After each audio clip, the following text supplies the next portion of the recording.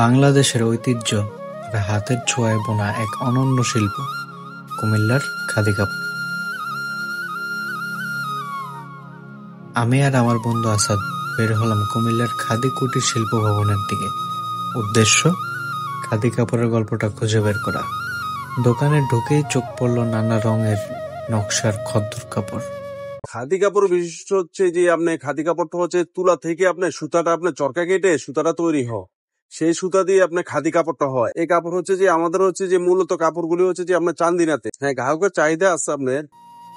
দোকানদারের সাথে গল্প করতে করতে জানতে পারলাম এই কাপড়গুলো বানানো হয় চান্দিনার গ্রামে। আমরা ঠিক করলাম যেখান থেকে এই কাপড়ের জন্ম সেখানে যেতেই হবে।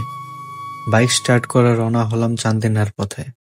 প্রথম গন্তব্য পরকামতা নামক এক গ্রাম।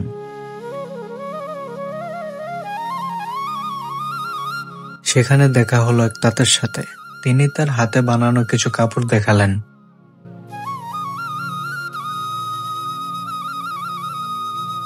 এটা দিয়ে আমাদের বাইন্ডার এবং টানার ববিন সময় ববিন হয়, নলি হয়, দেখানো তো সময় নাই আমাদের। কিন্তু বৃষ্টির কারণে সেদিন তাঁতের কাজ বন্ধ ছিল, তাই কাপড় বানানোর প্রক্রিয়াটা সরাসরি দেখা হলো না। তবে তিনি আমাদের আরেকজন তাঁতের ঠিকানা দিলেন। আবার বাইকে চড়ে এবার গেলাম বলেশ্বর গ্রামে। সেখানে আরেকজন তাঁতের সাথে আলাপ হলো। অরিজিনাল যে খাতিটা এটাই, এই খাতি ছাড়া মিশিংও পারতো না। যে তাঁতের গাঁথা ছাড়া এই গাঁথার মধ্যে বইলে অরিজিনাল খাতিটা তৈরি করা যাবে, কিন্তু অরিজিনাল খাতিটার এখন বর্তমানে কোনো চাহিদাই নাই। আজ 1 বছর ধরে গল্প করতে করতে বুঝলাম আমাদের দেশের খদ্দরের অবস্থা আগের মতো নেই। এটা হলো আমার হাতে কাটা সুতা, এটা হলো অরিজিনাল খাতি, কিন্তু এই খদিরই এখন চাহিদা নাই। দিন দিন হাতে বানানো কাপড়ের চাহিদা কমে যাচ্ছে, কারণ মেশিনে তৈরি কাপড় দ্রুত ও সস্তায় পাওয়া যাচ্ছে। তবুও তিনি আমাদের দেখালেন কিভাবে সুতার ফাঁকে ফাঁকে জন্ম নেয় এক টুকরো খদ্দর কাপড়। প্রতিটি সুতোয় লুকিয়ে আছে সময়, ধৈর্য আর ভালোবাসা। আমি আজকে বিগত এই কাজটা করতেছি আজকে 45 বছর ধরে।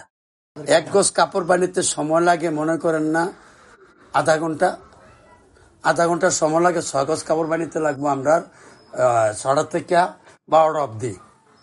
আর সারাদিন বানিলে 12 গজ কাপড় বানিতে পারি আমরা। তাতে আসবে না, তাতে আসবে কি সারাদিন কাম করে পাওয়া যায় না।